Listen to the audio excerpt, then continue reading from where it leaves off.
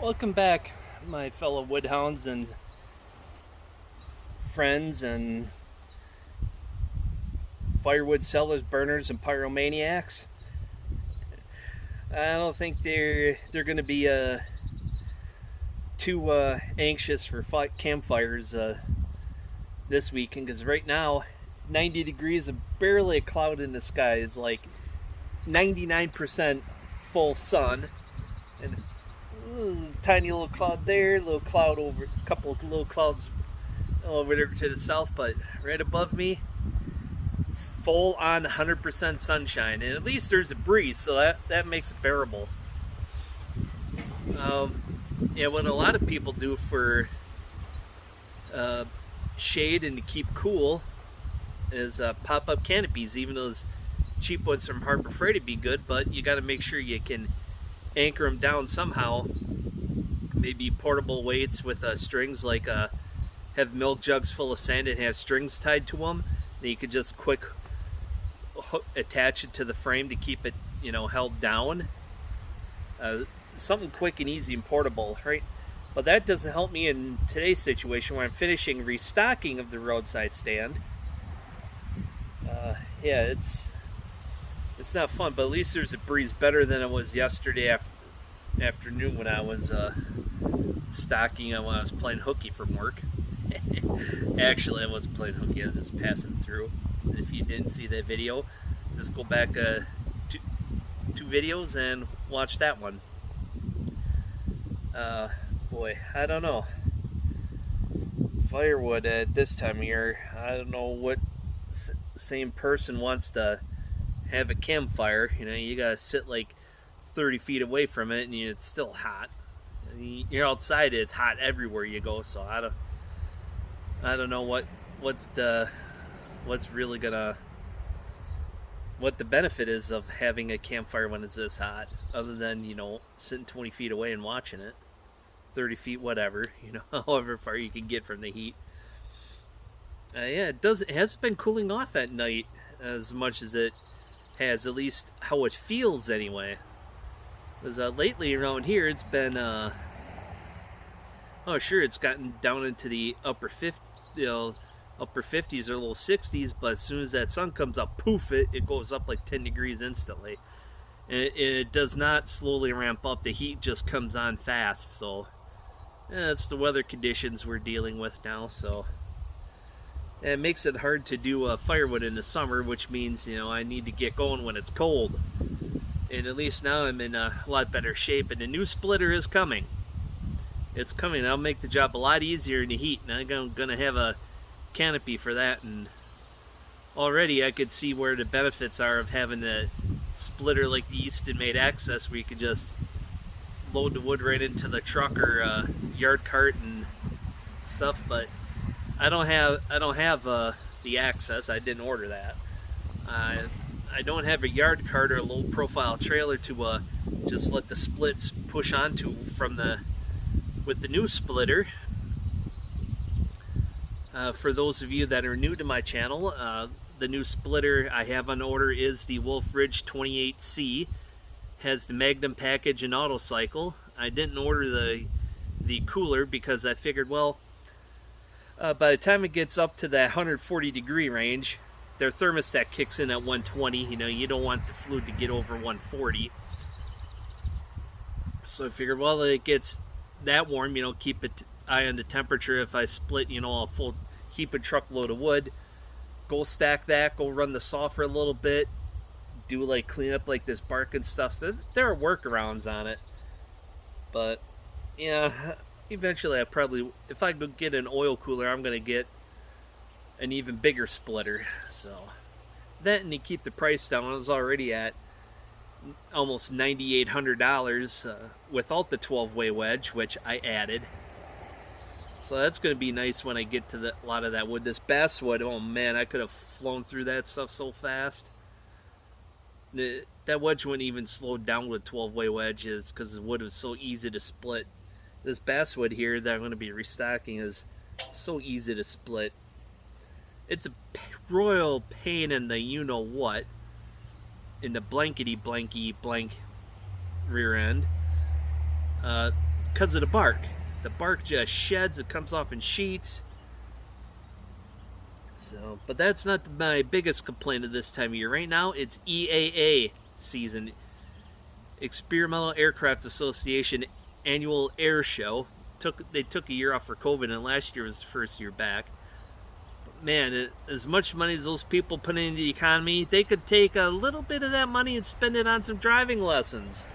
I'm telling you, the 45-50 minute drive from Oshkosh to the terminal after I exited off the main highway, it's like, good grief, right away. Person in a Tesla just couldn't, had to go around me and the other cars and wasn't yielding a right of way to a semi truck. Like, he had to zig and zag, in between everybody so you could go to this floor and go on down the road. I'm like, really, dude? And a short while later, another person fails to yield a right of way, and I almost took him out in the next roundabout. I go from one roundabout to another. This is a few hundred feet. I'm like, what the hell's wrong with you people? I'm in an 80,000 pound truck. I got to swing it wide to get in so I don't run it up and over the curb and possibly take out signs. I got to watch where I'm going. This vehicle's like 70 feet long, And we don't do fender benders. 80,000 pound trucks do not do fender benders. I'd probably drive that truck, pull that trailer right over his hood and hardly notice it, except for the rocking of the trailer when it goes up in here a couple of feet on one side. The load I had probably would have tipped me over doing that. And then coming into town just before the terminal, and it's like one person pulls out in front of me. They were fine, but then they left. They were like 3-4 feet into my lane. Leaving the rear end hanging out, and they have a 18-foot wide median to pull into. I'm like, dude, just angle yourself in there a little bit. I'm coming this way. He has his rear end hanging way out, With the load I had, it would shift if I slammed on the brakes, and swerve. So I just I'm like, well, I'm not going to swerve and possibly roll the truck and really ruin everyone's day. So I just held the brake, hit the air horn. The person didn't even move. Believe that? They didn't even move. And then a quarter mile or so later, idiot in a motorcycle pulls out right in front of me. It was so close I could have dang near reached out and slapped him. If I was any closer, I could have reached out the driver's side window and just smacked him one, And it's like, you idiot. He had no helmet on. He would have been killed. No doubt he would have been killed. So I don't know what's wrong with people. They have a death wish or wanting to get their nice vehicles wrecked or something, Anyway, enough ranting about idiots in traffic. And I'm the second most miserable man on the planet. The most miserable man on the planet is Chris over in the Woodyard if he's out working today. But I'm the second most miserable because I don't have this firewood stacked up nice and neat. Now I could just easily grab it off of the racks, off the inventory, and haul it off the racks. Now I got to reach down on the ground instead of at pallet height, so I got another 6 inches. So let me get the gloves on and start trucking so I can restack.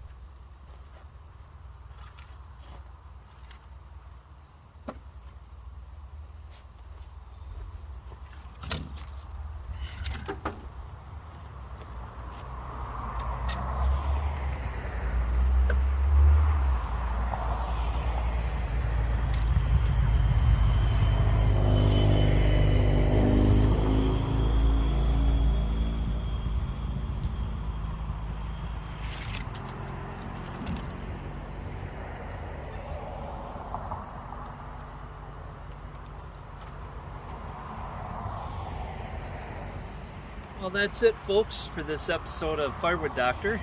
As far as the work goes, been doing some thinking. I'm going to go more for the higher profit margin sales, the 4-foot racks. When I rebuild this, I'm going to double these. I'm going to expand that,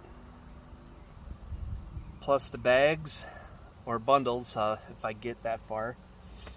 Yeah, I definitely want to get more of these smaller racks up, because last year they didn't sell much, and I didn't start out with those, so people bought their wood before from the bigger racks before I made these. So, but I think these would be a bigger hit in the following seasons. This one, I'm surprised. I've probably sold more already this year than all of last year on these $20 racks. Yeah, I got some plans in the spring. I'll have to see how well they come together as far as getting into that market goes. Bundles and all that. And smaller logs that I could maybe rent the processor and run them through real fast and just bust them all with a 4 or 6-way wedge. That'd be nice. Definitely want to get a tractor next year, just to sort logs out, especially if I get a processor. I could sort the logs out and then have a cutting and splitting station, one for the Wolf Ridge and one for the processor. But I have to see how that all goes. You know, processors, they don't give those away unless you can get a demo, which would be pretty sweet if you get a load of, logs 12-inch dead straight or 10-inch with a little curve to it. Yeah, the Yappa 315 to be perfect. And you don't need a very big tractor to lift the logs that the Yappa 350 is capable of. I think 1,000 pounds at the pins would be perfect for it as far as moving logs. I'd have to find out the weight of it, because you need sufficient PTO lift capacity to lift it, so I have to find out how much that weighs. So who knows, maybe I'll be doing business with Metza machines next year, or maybe I'll get a Range Road. I'm not sure, but the tractors in that size class are not very expensive, so. But they start jumping up in price when you get into the, the 1,1600 pound range. They start jumping up, especially when you move up to the bigger frame that can handle that. So who knows what's going on. But tomorrow, what I do know for sure is, well, which will be, I don't know, maybe Friday. You can probably see this on Wednesday. So next Friday's video, I'm going to be splitting the oak. First load, because I'm going to set my alarm for 5 in the morning, so I can get up and shake the cobwebs loose and maybe get a little bite to eat before I head out here for the day. Get that load of oak split stacked in the truck and delivered, because I told them a face cord. That was in exchange for pressure washing the house while I was on the road, so I say that's money well spent. It's only going to cost me like $40 in wood, 35 bucks in wood in logs, so not a bad trade, I would say. But he gets a product that he could use, because he's basically out of firewood for campfires and stuff. And the oak is going to last him a long time, so we did a trade deal. It's nice when you can make trade deals like that. So and then after that, I'm not sure what I'm going to be doing. I'm going to be moving the 8-foot racks, and then maybe finish stacking the basswood up, get that nice and tidy, and then I'll get back to splitting oak. But we'll see how it goes tomorrow, because I got Sunday yet, and we got storms coming in 5-6 o'clock tomorrow. So it sounds like there's going to be a lot of wind and rain, so we'll see how late I can work, because I want to get home before everything hits, so in case I need to fire up the generator and plug in the fans and stuff. So, well, that's it, folks. Till next time, take care, get out there, do something, have fun doing it.